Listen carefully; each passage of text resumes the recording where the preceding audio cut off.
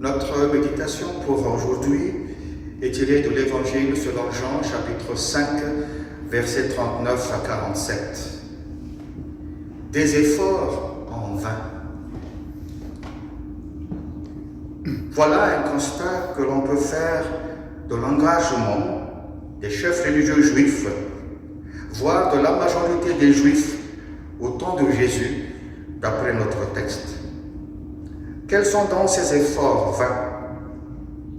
Premièrement, la mascarade et le fanatisme. Les chefs religieux de l'époque, en l'occurrence les pharisiens, les sadducéens, les scribes, ont eu vraiment du zèle, souvent en excès même. Ils ont par exemple multiplié jusqu'à 613 les commandements à observer.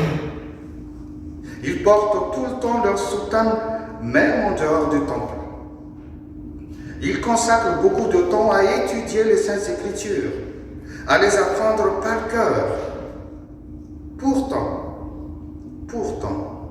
le Seigneur a été sévère envers eux au verset 39 et 40, quand il a dit « Vous étudiez les Écritures, parce que vous pensez avoir par elles la vie éternelle. Ce sont elles qui rendent en effet témoignage à mon sujet, et vous ne voulez pas venir à moi pour avoir la vie. » C'est un peu dur comme constat, malgré les efforts fournis par ces chefs religieux juifs. C'est triste de constater que même jusqu'à nos jours, beaucoup de juifs au sein des ultra-orthodoxes et des Haredim par exemple, qui comptent environ 1 500 000 en Israël, font beaucoup de sacrifices en se retirant du monde séculier pour éviter les tentations. Dans ces communautés, souvent les hommes ne font qu'étudier et apprendre par cœur l'Ancien Testament, le Torah. Mais ils nient toujours Jésus-Christ comme Messie, comme Seigneur et Sauveur. Mais le Seigneur a été précis au verset 42.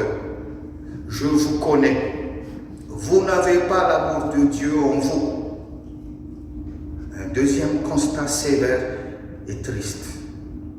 En grec, le grec c'est la première langue du Nouveau Testament, le verbe connaître ici signifie observer. Et oui, le Seigneur qui sonde les cœurs des hommes est mieux placé pour faire ce constat. Il connaît toutes nos pensées, il connaît toutes nos convictions.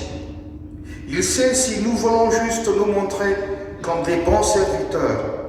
Pourtant, nous n'avons même pas l'amour de Dieu.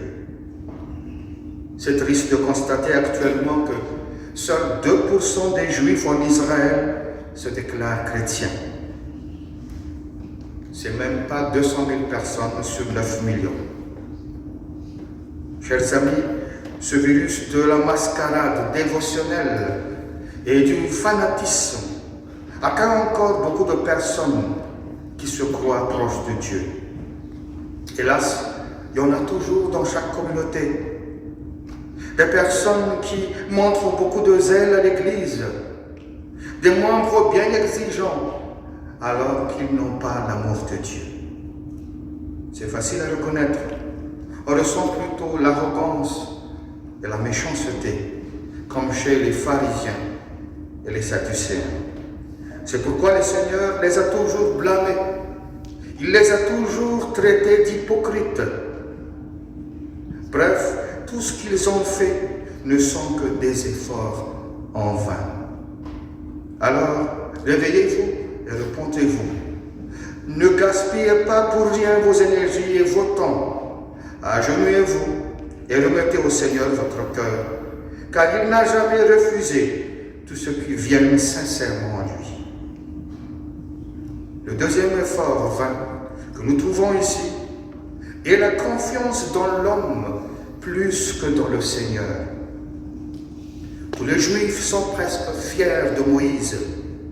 Qu'est-ce qu'ils sont fiers quand ils disent « selon les lois de Moïse », même devant Jésus-Christ. Ils pensent qu'en connaissant mentalement les lois de Moïse, ils sont automatiquement sauvés. Pourtant, le reproche du Seigneur est sans appel au verset 45 et 46. Ne pensez pas que c'est moi qui vous accuserai devant le Père. Celui qui vous accuse, c'est Moïse, celui en qui vous avez mis votre espérance. En effet, si vous croyez Moïse, vous me croiriez aussi, puisqu'il a écrit à mon sujet. En fait, ils n'ont fait que du culte de personnalité de Moïse. Et donc, ils n'ont pas vu Jésus, le Messie, le Seigneur. Attention, beaucoup de soi-disant serviteurs de Dieu de nos jours ne font que promouvoir leur personnalité. Ils voudraient que les membres deviennent tous fans et des dévots. Souvent, ils écrivent des livres dans lesquels ils élaborent leurs principes, des principes personnels dont les adeptes devraient suivre à la lettre. Attention, c'est un des caractères des faux prophètes dont le Seigneur nous a souvent prévenus. Un jour, une dame d'un certain âge s'est approchée de moi après le culte. Elle m'a dit, « Vous savez, pasteur, je suis vraiment bien réconforté à chaque fois que j'écoute votre message. » Je lui ai répondu, « Merci beaucoup, madame. » Puis elle a continué, « Je ne veux plus entendre que vos prédications, pasteur. » Alors là, je devais la corriger, malgré sa gentillesse. Je lui ai dit carrément, « Vous avez tort, madame. Et si je niais le Seigneur, et si je mourais, où iriez-vous? Et si Dieu vous a mené dans un autre endroit, vous n'iriez plus prier? » Chers amis, parfois nous aimons faire le culte de personnalité d'une personne sans en être conscient. Peut-être on nous initie aussi dans cet engrenage car chaque domaine nécessite de nos jours un coach. C'est pas forcément mauvais en soi.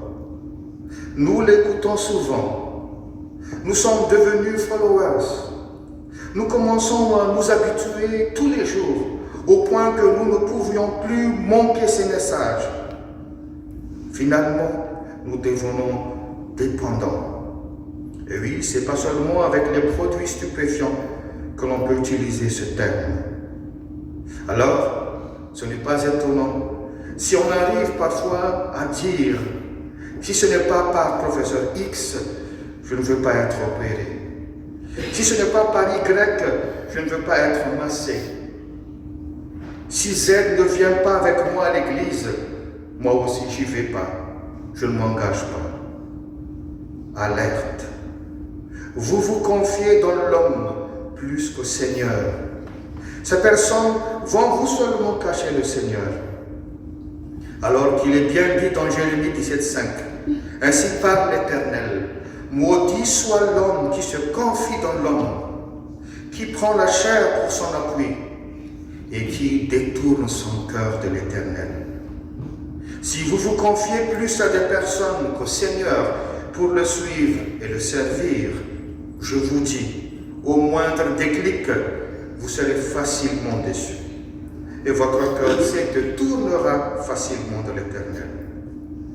Souvenez-vous que ces personnes en question ne pourra pas sauver votre âme. Seul Jésus-Christ, qui est mort pour vous sur la croix de Golgotha, en est capable. Il l'a fait pour vous. Chers amis, le message d'aujourd'hui nous rappelle que nous fournissons des efforts alors que nous ne sommes pas encore repentis. Alors là, ces efforts sont vains.